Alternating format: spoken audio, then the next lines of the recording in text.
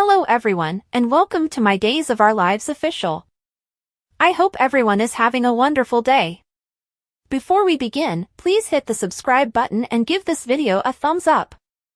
Let's speak about all the significant changes that are in the works because Days of Our Lives spoilers indicate that we have some comings and goings to share.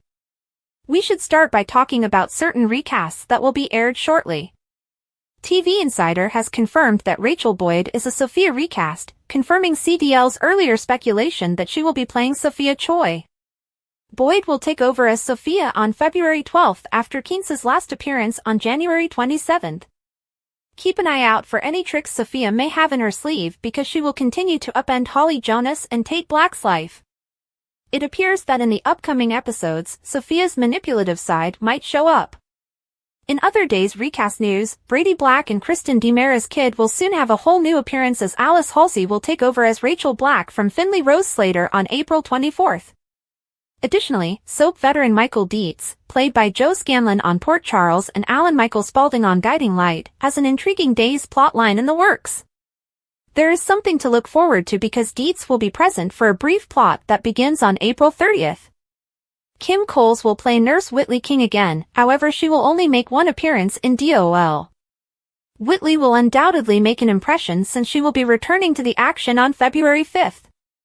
It appears that SOD is reversing their earlier word that Emily O'Brien would return in March as Teresa Donovan. It will be intriguing to see what Gwen is up to, as TV Insider maintains that O'Brien will return to the character of Gwen Rizek on March 10th. According to spoilers for Days of Our Lives, Sammy Brady will be among many other comebacks in the future. Rex Brady, Vivian Alamain, and many others. As the other return airdates approach, we'll provide you with more comings and goings updates, so stay tuned for any new information and narrative predictions. Pushing by Trip, Charlie took a seat on the couch.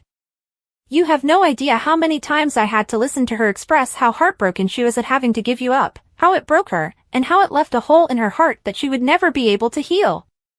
Even though I'm sitting there, it seems as though I never existed. Because my father wasn't Steve Johnson, my mother couldn't have been more concerned about me, Charlie disclosed. Who was your dad? Trip inquired. He worked for our grandfather, Charlie said. Martino? Yes, Trip said, I heard he really took advantage of Ava. He's the one who took me away from her and sold me on the black market. After that, Ava was completely messed up. 4 months, she refused to eat, talk, or leave her bed. Charlie explained, I suppose Gramps felt bad, and wanted to get her out of it, so he recruited my dad. To do what? Trip pondered. Charlie clarified, I don't know, be her boyfriend, I guess. I'm here, so it obviously went somewhere, but she didn't love him, and she most definitely didn't love me. I was forced to live with my dad because of this.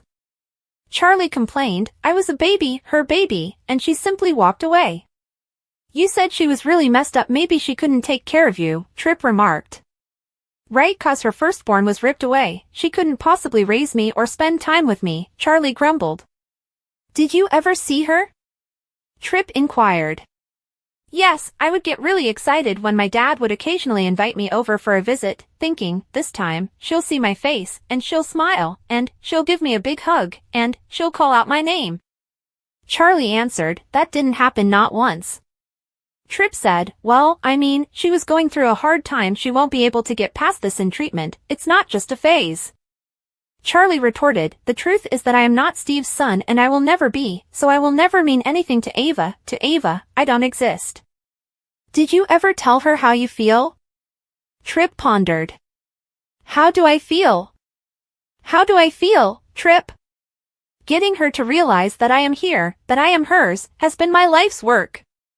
Would she simply say, Charlie, I'm proud of you, son, once? Since I'm not you, she doesn't see me when she looks at me, even though I've always wanted to be near to her. Charlie said, you're the only son she ever loved and the one she wanted. Trip emphasized, I'm sorry that our mother was so awful to you. Charlie wiped both eyes and said, just don't, after a long period of fighting back tears. Trip said, but Charlie showed no reaction. No, I mean, and I know a little something about being neglected as a kid. My adoptive mom died when I was little, and my adoptive dad used me as his personal punching bag, Trip said. When I got to where I couldn't take it anymore, I ran away to look for my biological parents, and, it turns out, Steve was looking for me, too. Him and Kayla found me in Arizona, Tripp said. Because you were everything they wanted. All Ava wanted was for me to vanish, Charlie complained. She hurt you, I get that, accepted Tripp. Tripp went on to say, but that didn't give you the right to hurt Allie. There is not a shred of evidence that I was anywhere near Allie in London, Charlie said. You were near our mother and you hurt her, too, Tripp retorted. Charlie insisted, Ava is nuts, nothing that she is saying is true. Why do you think I'm out on bail? Charlie went on. Your lawyer bought you some time, but it's gonna run out, so, the best thing you can do now is confess, Tripp replied. You'd love that, wouldn't you? Charlie made a guess. No, in fact, I don't enjoy any of this. However, I am aware of the reality of child abuse and neglect, which can lead to violent acts that you will regret for the rest of your life. And, perhaps the police will give you a break if you tell them what you just told me, Tripp shot back. Charlie sniffled, I don't think the cops will care about my sob story, he said. And there's no reason to tell it, because I didn't do anything wrong, Charlie added, turning his back on Tripp now. You keep saying that, man, but Rafe is a smart guy, and he will get the evidence the DA needs to convict you, and you will spend a very long time in prison. Confession is the wisest course of action for you at this time, Tripp said, because it will benefit you greatly in the long run. Like you care what happens to me, Charlie snarled. Look, I understand that Ava turned you down, but I won't, should I? Tripp emphasized, no matter what you've done, you're my family, and I want to help you. Charlie, who was still avoiding Tripp, fought back yet another wave of tears as she listened. I mean, I'll walk over to the station right now, and we'll talk to Rafe together, what do you say? Tripp went on. Charlie was about to reply when Tripp's cell phone rang. It's my dad, said Tripp. Charlie complained, I guess you better get it, then, as Tripp took the call. Tripp remarked, you sound worried, tell Mom I'm sorry, but I'll see you both soon, Tripp said. Aw, were Daddy and Mom afraid? Concerned about you? After the phone ended, Charlie questioned, his hatred having resurfaced as he listened to Tripp's portion of the conversation.